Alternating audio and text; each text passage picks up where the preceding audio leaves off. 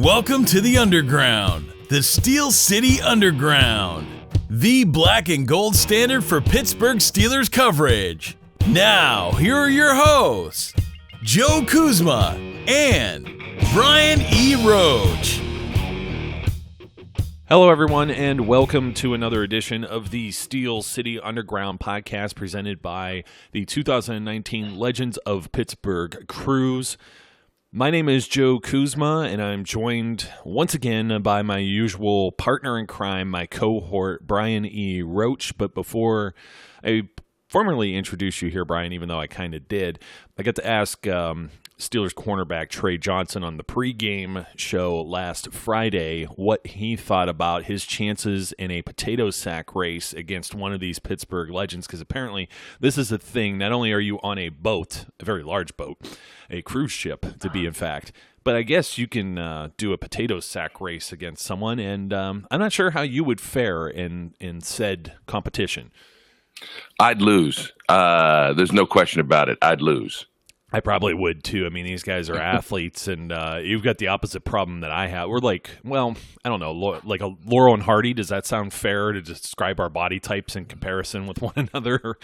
It's pretty close. I don't know that I'm quite a full-blown Hardy, but I'm Hardy-ish. Yeah, that's why I was saying it kind of the way I did, because I didn't want to insult you by any means, but you're a shorter guy, and you're like a tree trunk is what I've called you before. No offense, but yeah. That's why you were a lineman, and I'm a very tall, lean, thin guy that was a tight end prototype and a basketball forward and center. So I mean that's where we lie, and the sack probably wouldn't even come up past my knees, and that would cause me a lot of problems. Although it could give me an advantage in a way too. I don't know, but if any of that sounds interesting to you folks, it probably sounds more interesting than anything else that's going to be going on in your lives until at least the NFL draft at this point, which we're going to get into in a second.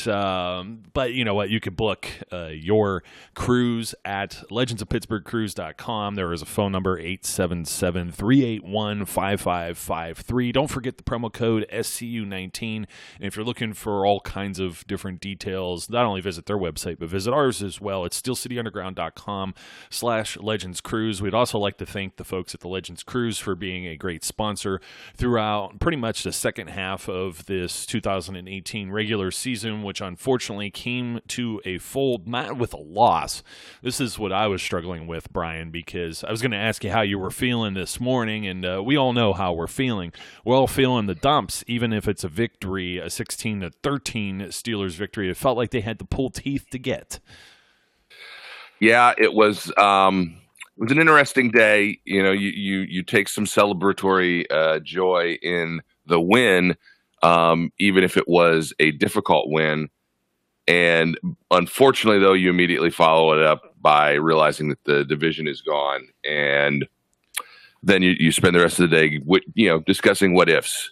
And man, did they leave us a lot of what ifs to talk about. Oh, yeah, we have a lot of what ifs. Well, I don't know exactly where to begin with some of those. I guess the immediate kind of deal I would ask you, since you were at Heinz Field, I didn't make it out for the game, was the Ravens and Browns game being put on the giant, Jumbotron scoreboard that they have there, and like nobody leaving the stadium. What was that like? I heard, I was told this too by not only yourself, my cousin, some others. I think Eric Herman was out there too. There was actually "Let's Go Browns" chants. I mean, that seems like bizarro world to me, but fitting for the occasion, I guess.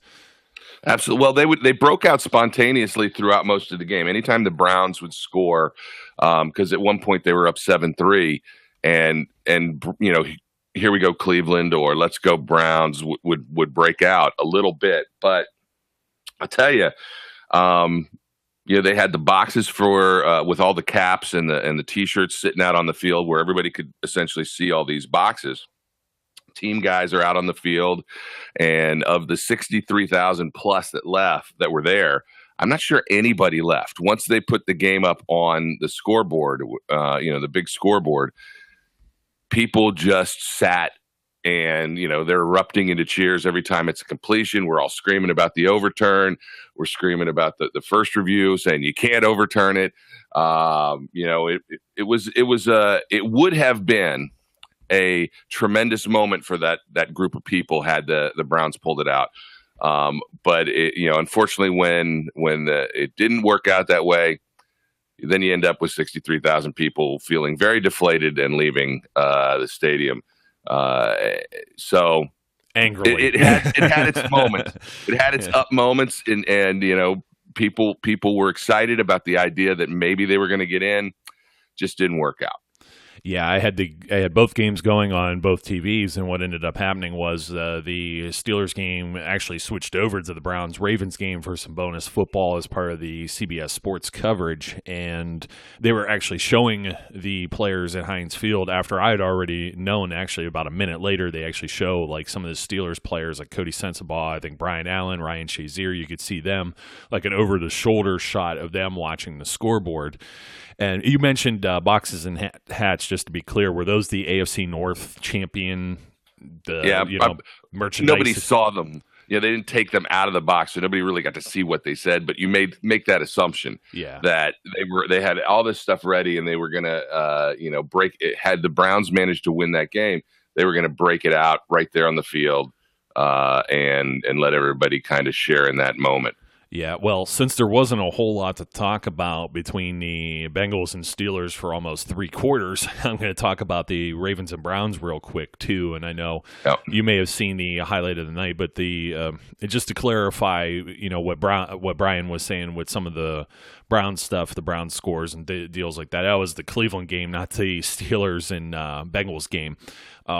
Baker Mayfield, I believe, ends up turning the ball over 3 times in this game, which was quite unfortunate. The Browns had plenty of opportunities. There was also your usual nitpicky officiating that occurred toward one side, of course. And, I don't know if it's just a bias of wanting one team to win more than one team that you really hate and you want to lose. That would be the Ravens.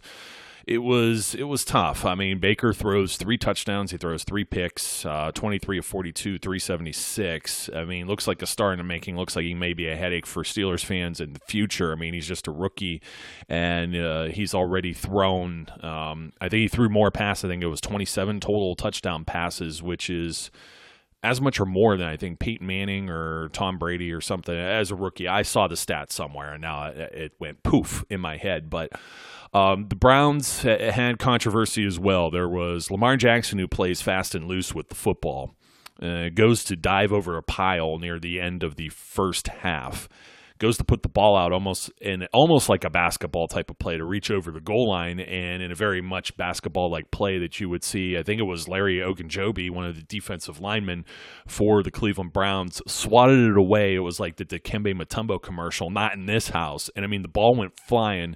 Jabril Peppers ends up picking it up, and it ends up being at the 7-yard line to be exact. And this is going to be up on our website for anyone who didn't see it. So go ahead and head over to steelcityunderground.com. It'll be on the homepage all day, and then it'll still be there if you keep scrolling throughout the week.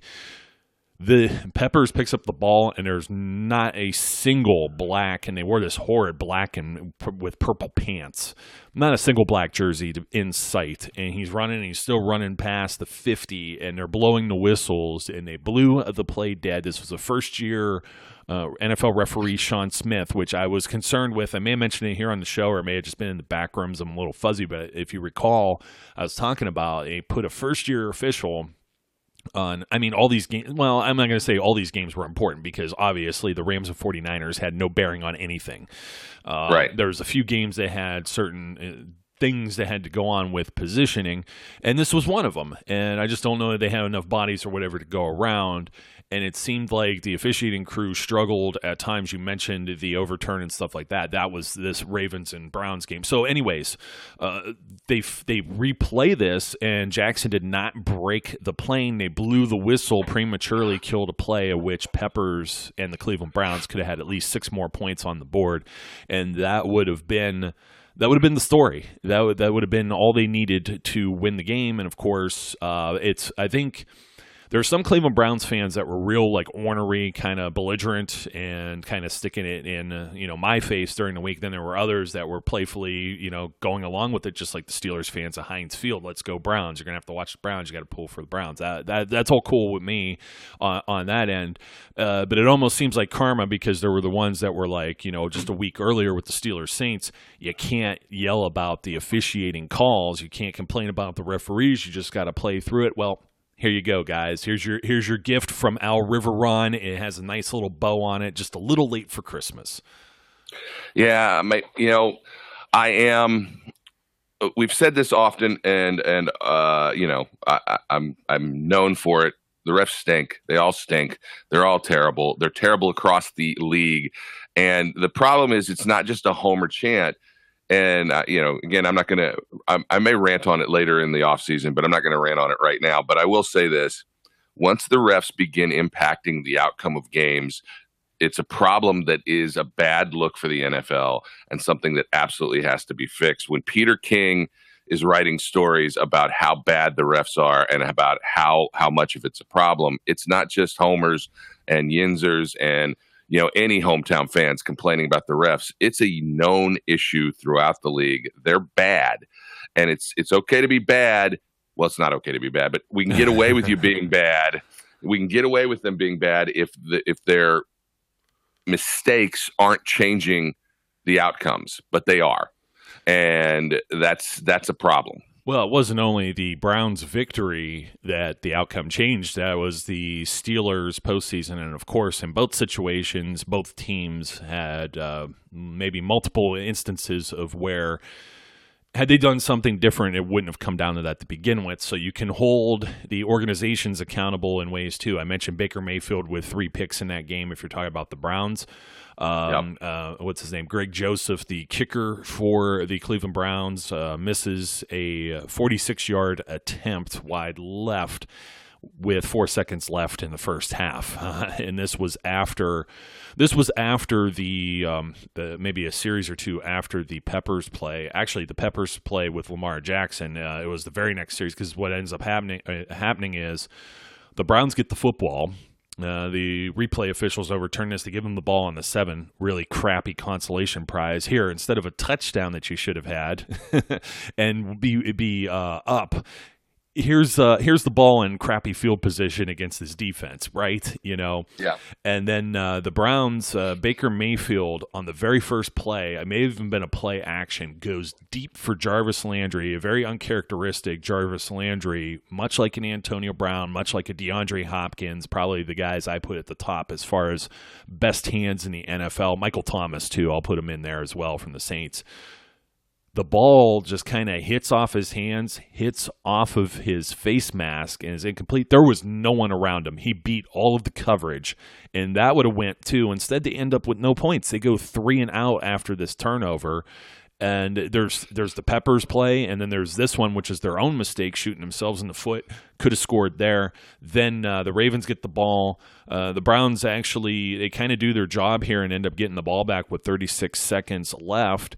And they moved the ball downfield a little bit, man. I mean, there was a 21-yard pass, there's a 40-yard pass, just to give anybody who didn't see this kind of an idea. Brashad Perryman, who was drafted by the Ravens and was like always hurt and a bum, had like a revenge game going for a little bit here too, with even a touchdown catch. But this is after this goes into this. Then they missed the field goal. There's a huge swing right there that probably shouldn't have happened at all. And at the end of the game, we all saw, even those that were watching in attendance at the Steelers game, Baker Mayfield. Well, here's the problem I had with that last series, and this is a problem I have with officiating as well. They missed 2 calls and had to go into replay there. Who does that benefit? Who's that benefit? I mean, you got the Browns had some momentum there. And then all of a sudden, it's like it's longer than a timeout trying to sort this out. And the Ravens get to suck some air. There's no substitutions. There's no huddle where they got these guys on their heels. And not only does it happen once, but it happens in basically consecutive plays. Ravens get to regroup, and they get to shut them down for the 4 downs. There was like a bad pass or 2 in there, too, from Baker, unfortunately. But the one, I think it may have even been tipped, but it was very reminiscent of the Steelers-Broncos game where Ben missed Antonio Brown and just went into someone's hands that got, I believe it was a block either by the left guard or the center from the Browns, pushed this guy basically into position to just leap up and snag the ball out of the air, much in the same way that Ben Roethlisberger had described Pouncey blocking the defensive tackle of the Broncos back, and he couldn't find AB, and it went into his hands. God, it almost seems like scripted, you know what I mean? And everyone now is like, oh, well, the Ravens did this, and they're dangerous, and blah, blah, blah. Well, you know what? The Browns went toe-to-toe with them, and, I don't want to give the Ravens necessarily too much respect. The Steelers are out of the playoffs, and they're in. But it was more or less the Steelers gave their season away in order to allow the Ravens to get where they are. Well, there's no question about that. I mean, look, the final outcome of the AFC North is 100% on the Steelers. We can all agree. Well, maybe not all of us, but those of us who want to think rationally can agree that even with the 2 games that you can kind of point at the zebras at, which is the Chargers and then whatever that other one is, Saints. Yeah. You've still got the Oakland game. You've still got the Denver game, and those are games that they should have won, and they should have won. They should have won the Chargers game as well, even despite the refs' errors, and maybe even the Saints game. It's just, we've said this 100 times before. They can play and beat any team in the NFL. They cannot play and beat other teams and themselves and or the refs. So when they do these things to shoot themselves in the foot, they just don't have the ability to overcome. And a lot of that has to do with one single statistic. And I know Labriola wrote about this, and it's 100% true. It's one single statistic that really sums up their season, and that's that turnover ratio. The fact that for the mistakes that they make on offense, the defense simply could not find ways to pick him up. I mean, just look at the game yesterday. TJ Watt has a strip sack. They have tip balls. They have another, potential fumble. And how many actual turnovers did they come up with? None. So, they're to, in some extent, it's the way the ball bounces. But this year it didn't bounce in their favor, and they've got to find a way to come up with turnovers, because the offense is going to give up some balls. There's just no, they're going to turn the ball over a little bit, and you can't prevent it 100%. And the defense has to help mitigate that. I think it was a little more, excuse me here, I had to clear my throat, a little more than just a little bit. And that would be Ben Roethlisberger, as I am looking at statistics, matching maybe his second most picks thrown in a season. And he had a 2015 season where he was cut a little short there with some injuries, appeared in 12 games, and he threw 21 TDs, TD to interception ratio of 21-16. A little better here this year, his franchise mark of 34 touchdowns, a record for the Steelers, but 16 picks, so 34-16. And over the last 4 years, if you want to know why the Steelers have been so rocky, so erratic at times, and you're looking at this stuff and you're like, fire Mike Tomlin or fire Keith Butler, which, we may touch upon today. We got more on that, especially the Keith Butler one. I mean, come on now. 6 points. The defense gave up 6 points. They didn't have Sean Davis or Vince Williams, 2 starters out there. Give him some slack. Yeah, I know. It's Jeff Driscoll. There's no A.J. Green. There's not all these other guys. That's totally cool. Definitely no Tyler Eifert. Which, hey, you know what? I want to clear that up real quick. If anyone didn't see Bob Labriola's apology, Bob Labriola works for the Pittsburgh Steelers, and it's an interesting kind of position because he's a journalist. He's a media guy that's actually part of the Steelers organization, and he He criticizes them like anyone else would criticize them, gives them praise where deserved, and gives them, negative marks where also deserved. And Bob he had an interview just a few days ago with the defensive coordinator, Keith Butler, and Keith Butler took a lot of heat because of something that Bob asked and then kind of took out and misquoted, which can happen to anybody. I've been on this show calling Matthew Thomas, Michael Thomas for half the season. And some people still are calling the LA Chargers the San Diego Chargers. And, we kind of know what we're talking about there. What Bob ended up doing was he asked Keith Butler about the, covering the tight end or tight ends of the Bengals. And, Keith Butler just generically, he didn't name any names, but when Bob went and transposed this story into an article format, he inserted the name Tyler Eifert on his own. Kind of just, run. I tell you all this all the time, Brian. When we run off of memory, we get in trouble. That's why, when I was trying to say that stat about Baker earlier, I made sure I prefaced, hey, don't take this as gospel. Maybe just Google it real quick or something. I don't have it at my fingertips. But this is what happened. So there was no Tyler Eifert, but everybody was like, oh, this guy's a fool. You need to fire him because he doesn't even know who's playing. Well, turns out it was Bob's fault. And then people are like, fire Bob Labriola. And I'm just like, sigh. It's like, geez, fire them both. Fire everybody, fire the equipment people. I mean, come on now. Fire the guy that's selling the cold beer here in the stands, It's crazy. But if you want to look at something and you're looking for a scapegoat, and it's really hard to say scapegoat because the franchise would not be the same without him playing, I do believe. I think the Steelers are in good hands in the future. Do I think they're Super Bowl contender good hands with like a Josh Dobbs or Mason Rudolph? That's, we can't put a stamp on that for many years to come. What we do know is that Ben Roethlisberger holds pretty much every meaningful passing title with the Steelers organization. And over the last 4 seasons, he's thrown 16 picks, 13 picks, 14 picks, and 16 picks. Now, we do know that the defense is not as strong as, this isn't Troy Polamalu, the Big Snack Casey Hampton, Brett Kiesel, Lawrence Timmons, Lamar Woodley, James Harrison, Troy Polamalu, Ryan Clark, Ike Taylor, probably missing a few other guys littered throughout, James Ferrier, littered throughout those names, right? And even no Ryan Shazier, even as part of when they started the rebuild, there's no Shazier here. So the defense, there's still, it's always going to be kind of a work in progress, I think, through a myriad of unfortunate things that happened with guys that had bad contracts, Cortez Allen and Woodley being that, injuries, you look at Shazier, things of that nature, guys retiring. It's been a bad hodgepodge there, but they haven't been absolutely so miserable, to the fact of this has been the part you just mentioned. They can't overcome this turnover ratio because the offense is setting them up in bad spots with either 3 and outs or bad field position or the turnover margin, and it's been a killer. It's been shooting them in the foot. So when you're wondering why they don't fire Keith Butler when the Steelers defense has been putting pressure on and sacking people, and they don't come up with stops all the time, of course, but then again, who does? This is the real reason why. It's what's really missing is the Polamalu factor of having somebody who could come out there and flip the field and make those splash plays. That's where the Steelers have been missing it, and they have yet to find that guy, in my opinion. That's why Keith Butler, you're probably not going to see too much of a shakeup this offseason, and people are going to be upset, but it comes down to protecting the ball on the offensive side too.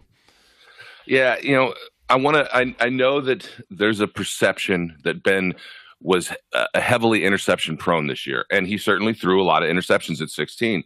But you're talking about his interception percentage; it's only 2.4, and his career interception percentage is 2.7. So he's throwing interceptions at a rate that is consistent with what he's done throughout his career. The problem is that he's throwing the ball a lot more. I mean, I think this was a career high in attempts, a career high in completions, a career high in yards. This year he threw the ball a lot more than he has in years past, and I would say over the last 3-4 seasons, that's been the case as well. The problem has been, and so let's not all talk about this is all because of Le'Veon Bell not being here. It's not just this year; it's the last 3 or 4 years. The league has changed. It's more of a passing league. And if Ben is a guy who throws a pick 2.4% of the time or 2.7% of the time, then when he throws the ball more, he's going to throw more picks. And it is the way it is. Now, the problem, I think, really has been the red zone picks that he threw this year. It's the inopportune moments when those picks occur. And, the end result is, I think that some people were talking about this. They played a lot of games that were really close. Last year, they won those games. This year, they didn't. And that's really the difference in how things ran down. And it just happened to be because of the way they turned over the ball. Yeah, and some of that, of course, too, don't forget Chris Boswell with some misses that probably would have either altered the score on the Steelers side or forced teams to call their plays differently and operate different near the end of games. Maybe speaking of kickers. Oh, yeah, I said go for it. I'm going to say it.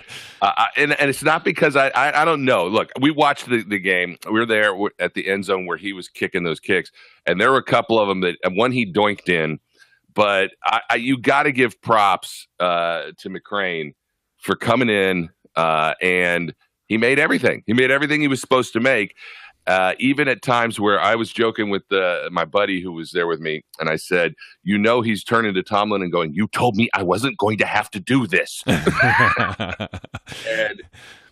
out there, he looks like he's won $160 in soaking wet, and I got to give him his grown ass man props because he came in and he made all his kicks, and whether he has a future anywhere else in the league or with the Steelers, I think will depend more on whether or not Chris Boswell was really dealing with an injury all year long or whether it was a more recent thing.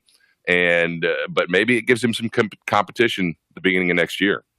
It's funny you mentioned you were the first guy to really come out on this show even like a month ago and say that it wouldn't surprise you if Boswell was dealing with an injury, and lo and behold, he ends up on IR. So McCrane, 5'9", 165, according to Wikipedia. I don't know about what NFL.com has him listed as. Tracking him down as he's almost a ghost because nobody knew who he was. But I said if you loved, in air quotes, Chris Boswell, you're going to love Matt McCrane.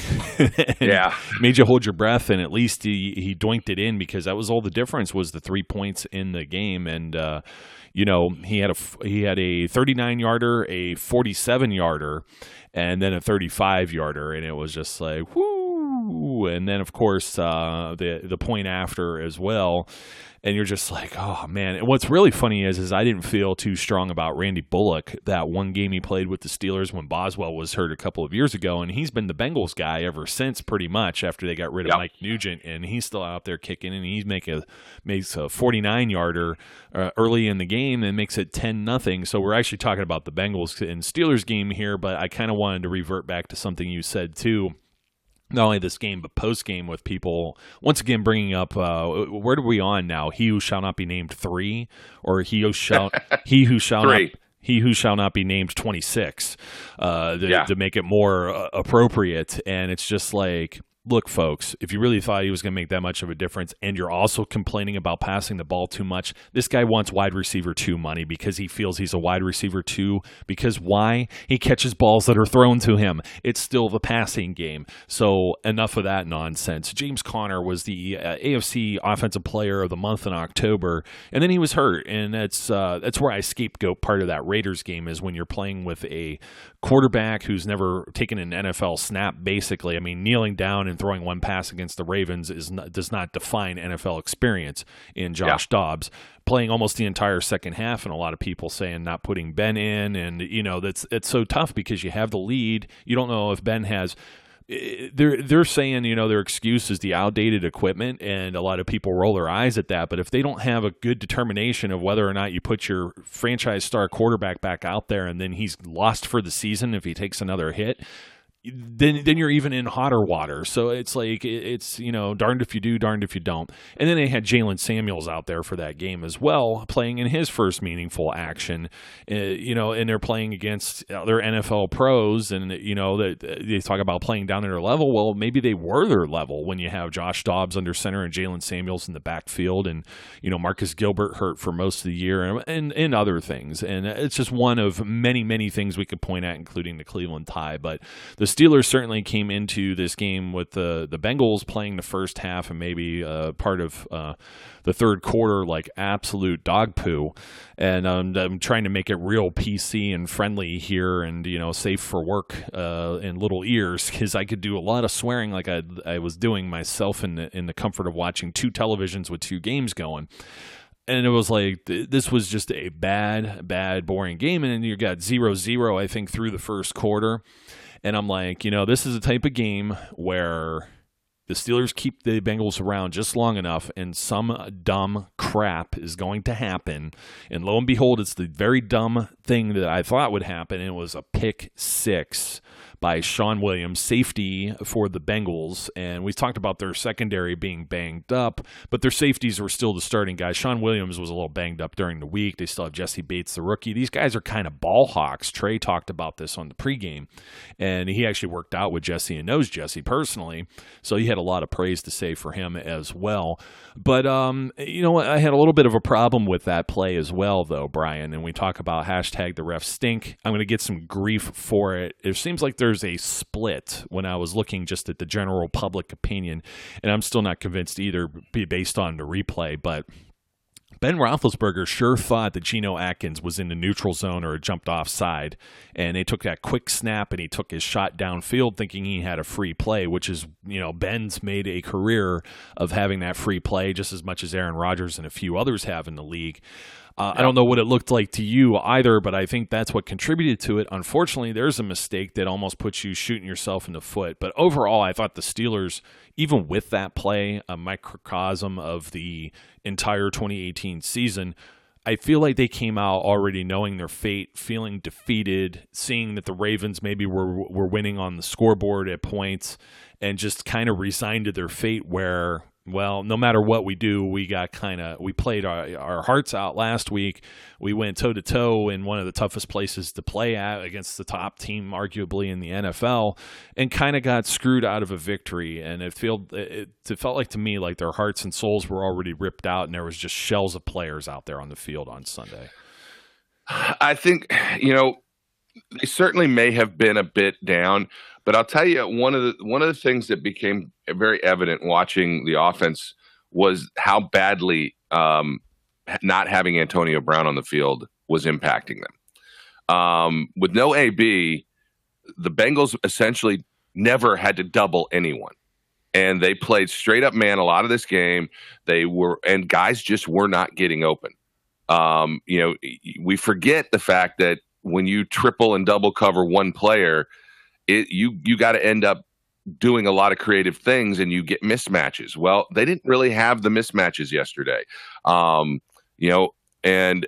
it was that was the biggest problem that we could see in the offense. Ben was doing a lot of scrambling around, a lot of running around.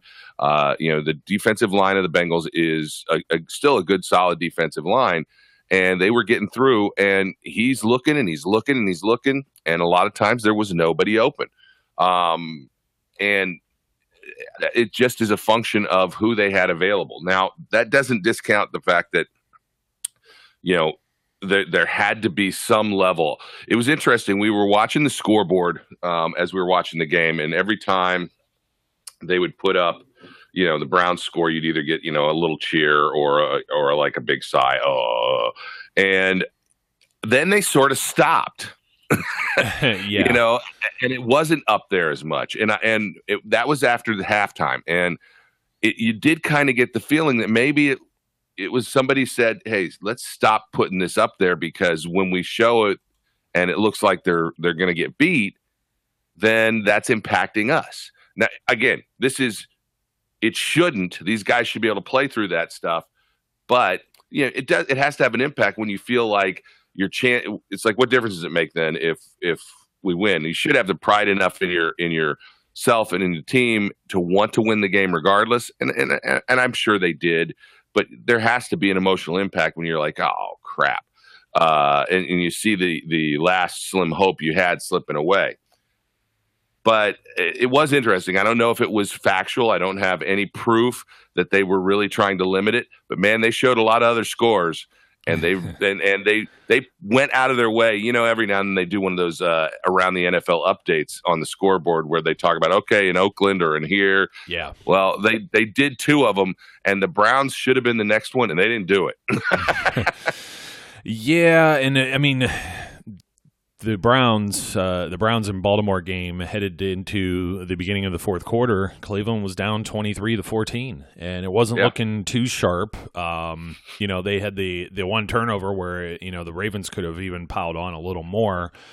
And it didn't look like at times that the Browns were going to be able to stop them. It was fun, too, because it was one of the few times, for those who've been listening to the program for a while, my wife is a Cleveland Browns fan, and, we lived right in between, smack dab, equidistant from Cleveland and Pittsburgh. So half of my family's half one way, half of my friends are half and half between Steelers and Browns fans, and everybody was kind of on the same page. More or less the Steelers fans having to keep an eye on the Browns game as opposed to the Browns fans keeping an eye on the Steelers game. But at the same time, it was kind of like to steal Terry's little thing. WTF, 10-0 against the Bengals. And I also shared with one of my friends who was vehemently complaining about the officiating in the Browns and Ravens game. I told him that you coined the hashtag the refs stink, and I do believe he ended up using it, so now it's going league-wide. There you go. It's not just our Homer Steelers thing, and that's funny because you mentioned Peter King, a well-respected, believe Monday morning quarterback and former Sports Illustrated, the guru. He was the top guy there for many years, and Peter King to say something about that really tells you that there's a problem that needs addressed, because he's probably the last guy that would ever say anything about officiating calls. But if he ever said anything, it would have been the Des Bryant, Jesse James type, Calvin Johnson, those things that should have been catches or weren't catches or however they were determined. That was probably the only thing that he would ever had an opinion on, to actually come out and have an opinion about officiating. And this will probably be a topic later on as we progress through the offseason. It's probably not going to get any better. I believe there was 4 head officials that had retired last season, obviously Ed Hockley and a few others. Now we're hearing already there's some guys, one of the Waltz, Coleman or Anderson, I heard during one of these games, final game, he's retiring. He's not even going to work the postseason. Been around 25 years or whatever as an NFL official. And I wouldn't be surprised if there were a few more. Now you got to find guys to replace them, which could be, this is the grass is greener thing when we talk about firing coaches, replacing players, things of that nature. Is it really going to be better? You might find the next guy who's a good referee in these games, but I really think it's the NFL has to come out and kind of get a stranglehold around this and let the officials know what it should be called, and so it's consistent from game to game to game. Now, not to belabor, I didn't mean to get back into officiating. I want to still talk about the Bengals and Steelers game here. It was really for a while the offense, and there weren't a lot of penalties in this game at all. There was really nothing to complain or say anything about. Otherwise, I felt the game itself just felt really flat from the Steelers offense. If it wasn't for the defense, it could have been a lot worse. I also think that some of that also rests on the Bengals not being able to do things like Gio Bernard dropping a pass, or, they didn't have Tyler Boyd or AJ Green or Andy Dalton. Not that I feel Andy Dalton would have made that big a difference anyways. Yeah. But, these are things to also consider, and the defense put the clamps down. I think there's a few more grown-ass men that we do need to talk about. You mentioned McCrane already, even though he's, I think he's still growing. Yes. He's a small guy. Tina Rivers, one of our editors here, she kept calling him a hobbit on Twitter, and I'm like, I don't know that he would necessarily like that. As I'll put an asterisk there and I'll throw her under the bus. That's not. I'm not gonna do that. If it starts to stick like something else, like Vance McDonald, another grown-ass man who definitely is intense, it's like, where was that at for a few games? You were missing that. You were missing, the small spark with James Conner, who falls short of 1,000 yards. JuJu Smith-Schuster, forever grown-ass man, showing why he's the Steelers MVP. And a lot of people making some snide remarks about why Ben wasn't after the pick 6, of course. But I think the defense had, by and large, the grown-ass man award covered, with Cam Hayward's sack where he nearly killed Jeff Driscoll, TJ Watt with the strip sack. And I'm going to give one that's a surprise. And if you had told me back in July or August that I would say this for a game, then I would have lost all credibility. And for some people who don't pay close enough attention, maybe that might still be the case. But Cody Sensabaugh had one hell of a game last night, I have to say. I mean, he had a couple of pass deflections. It looks like they tried to attack him as the weak link, and he said, "Nope, not in my house." Yeah, I agree. I thought Cody Sensabaugh, he had some good, solid pass breakups. He was solid in run support when he needed to be, and at the same time, I gotta, the guy, you can't help but sit there and think, the defense was on the field a lot. They played a really solid game. They had one major letdown, which was the 51-yard mix and run. And during that run, missed tackles came up left and right, and Cody was a victim of that because he missed one of them. But overall, I thought he had a solid game. Definitely a grown-ass man. TJ Watt, grown-ass man, as you said. And I have to say it, even if it's only the last time this year. Cam Hayward is a grown ass man. 2 sacks, a nice solid season from Cam. I wish they hadn't learned the secret that Cam Hayward is a tenacious and consistent defender and hadn't been double teaming him quite so much this season. But and Stephon Tuitt had a solid game, came up with some big hits, and looked pretty good. He also had a tip pass for the second week in a row, but this one was a little more obvious. Yeah, it was definitely a little more obvious. And finally, LJ Fort. LJ Fort had a solid game. Was really solid in covering the middle on run support. Again, you got to take the one because he got washed out on the 51-yard run. Yep. But you got to take that one out of the mix, so to speak. But I thought he had a solid game: 8 tackles, 4 solo, 4 assists, and it was good. I'll tell you what. One of the things that is the opposite of grown-ass man that concerns me is the long snapper. Yeah, what's with the penalties on Cam Canada? I don't know. Hey, I wanted to mention something on that play where it was washed out. There was definitely a defensive adjustment there between Morgan Burnett and LJ Fort. They sent someone in motion. I'm not sure which of the receivers, since they were running kind of like a ragtag crew guys with all the injuries. And then I believe they ran that play to the weak side.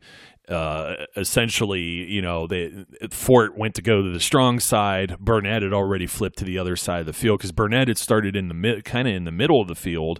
Kind of as almost that dime backer type role that we see him in sometimes.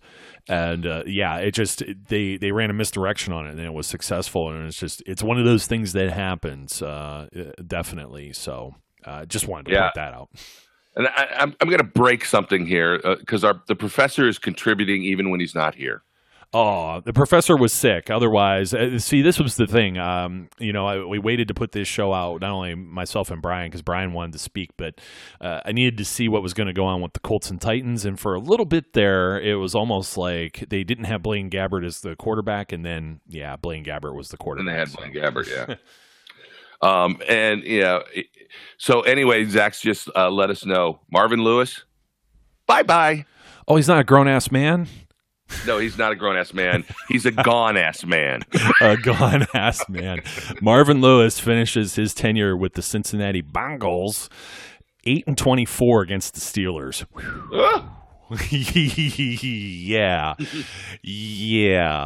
I wonder if they're going to retain any of his staff, like Hugh Jackson. Please do us a favor. Is it Mike Brown that's the principal guy who calls all the shots there? Please, come on, do it. Yeah. So anyway, I just wanted to bring that in because at least we were talking about the Bengals and give the old professor there, the young professor, because he's really not old. He's just an old soul. But yeah, he is an old soul. He is an old soul. We talk about that all the time because he's millennial age, but he acts like my grandpa. Yeah. So or like you, Brian. Yeah, like me. He acts like me too, except much more calm. And So that's interesting that, again, a coach is fired after a loss to the Steelers, be it in Cincinnati or Cleveland, whatever the case may be. People, in stadium, I'll tell you this, people definitely wanted to put some of the blame for this game or the lack of performance in this game on the defense. And I get the sense that they wanted some splash plays, and they got them. That's the thing. They got splash plays from the defensive side of the ball. What they didn't get, and again, it's what we brought the show open with, is turnovers. They didn't get turnovers. Cody missed an interception. They couldn't get the fumbles that came out. They just couldn't come up with turnovers. But they had some big plays, and they had one letdown, which was the run. And I think you can be pretty happy with them only giving up 6 points, even to a Bengals team that's heavily depleted. That's acceptable, maybe even above the line work by the defense. But the offense has to contribute as well. And when you look at, I was trying to look at the drive chart for the offense, and don't do that. Essentially, you'll depress yourself. Well, I mean, it's punt, interception, punt, field goal, punt. And that's the first 2 drives of the second half. They finally get a touchdown. The really nice pass to James Washington. And he missed him earlier. He had, he missed him earlier in the game. He didn't even look at him. Tried to force the ball elsewhere. He had James Washington wide open earlier in the game. He saw him that time. Really nice catch and throw, catch and throw. But look, and then field goal, and then the end of the game. Really, you're talking about the drives they had. The last 3 drives they had are really the only honestly productive drives they had the whole game. And you can't do that as this offense, even without Antonio Brown, you can't do that. And it just was a really low performance from that side of the ball. They didn't seem consistently able to run the ball. I thought the offensive line was not up to par yesterday. Ramon Foster had a dumb penalty where he slugged a guy and gave up a 15-yard personal foul after the play was over. I don't remember exactly when it was, but it was just dumb. It just they need to be better, and you can't put yesterday's performance on the defense. The defense did what they should have done. The offense was definitely the issue yesterday, and I think it's fair to say that, just like you started this podcast off with, it's fair to say that, as dynamic and explosive as this offense can be, they're actually more of the problem than the defense in this season. When you boil it down and you say Ben Roethlisberger, Antonio Brown, James Conner, JuJu Smith-Schuster, Vance McDonald, 3 Pro Bowl offensive linemen, I mean, that's disappointing. I mean, 16 points against a Bengals squad. You want to know where the Bengals ranked heading into this game? 30th against the pass, 29th against the run, and dead freaking last in points allowed.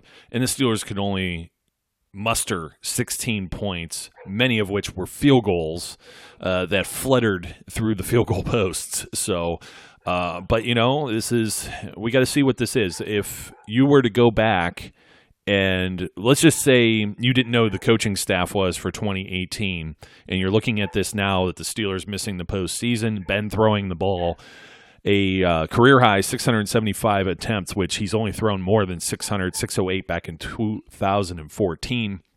Completion-wise, obviously, he's going to have the more completions as well. And his completion percentage wasn't a problem. It's just, hey, you're throwing the ball so darn much. You're not using your running backs for running game or whatever. This play calling has to suck, even though they scored, the most touchdowns that they've had as an offensive collection? I mean, since the 70s. Since the Dynasty teams, you would think, how can this possibly be? Fire Todd Haley. And it's like, Todd Haley's not there. So I really don't know how you correct this. A lot of people are looking for answers. Trust me, they're sitting internally in that building right now looking for the answers because they're already moving on. I believe they're going to have the 20th overall draft pick, not having the draft at the tail end. They're a little more just below the middle, but maybe that'll help some finding some quality players. Maybe they could, get up there and get a guy like they were probably looking at. You look at some of the guys that went this year, like a Leighton Vander Esch or something that they were definitely had interest in, and those guys were off the field. We're going to see Ryan Shazier, how his progress is, whether or not anyone himself or in the organization will be crazy enough to allow him to attempt to play football again. These are all going to be things that we're going to be talking about in the offseason. I don't think there's a whole lot of free agents that we're going to be talking about because the Steelers are pretty much still loaded up with guys on rookie contracts. There'll be a decision on a fifth-year option with Bud Dupree, I believe. Or no, they already have the fifth-year option. It's whether or not they're going to extend him beyond that or rescind it if they were to look at that. And looking at the cupboard, it's pretty bare right there too.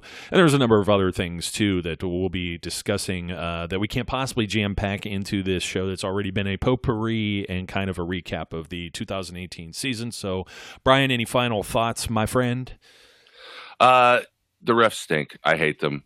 The refs stink, but I'll be the first one to tell you that ain't the reason that this season turned out this way. Disappointing year, disappointing end, but we'll have to see. We'll have to see what transpires in the offseason. Let's keep our heads up and go Steelers. Yeah, definitely. And those of us here at Steel City Underground definitely appreciate your support, listeners. Don't forget about us here. We're going to be talking about these games in the postseason here. For those of you who happen to come upon our show that aren't Steelers fans, we have some variety there as well. And we always aim to come to you at least twice a week during the off season. So we'll have some topics to talk about, including some ways, some different plays in games that had it gone a different way. Maybe the Steelers would be in the postseason. Maybe look for that later this week. Until next time, my name's Joe Kuzma. His name is Brian E. Roach. I'm the host who loves toes. He's the host who doesn't. We encourage everyone to be safe, be good, don't fire anyone, and we'll catch you later. We would like to thank you for listening and remind our listeners to follow us on social media and our website, www.steelcityunderground.com.